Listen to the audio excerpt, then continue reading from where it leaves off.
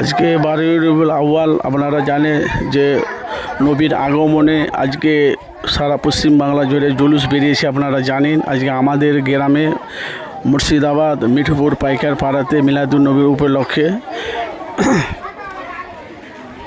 তো আপনাদের কাছে সরাসরি দেখাচ্ছি। দেখুন 23 তো বিরাট আমাদের এখানে একটা মানে 23 বিরাট ধর্মীয় জলসা আছে আমাদের এখানে।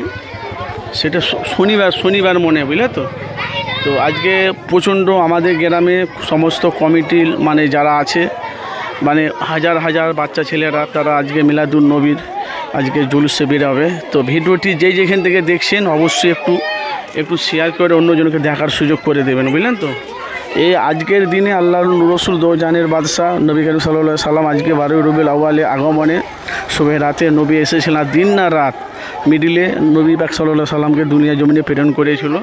তার আজকে জুলুস বেরিয়েছে আমাদের এলাকাতে।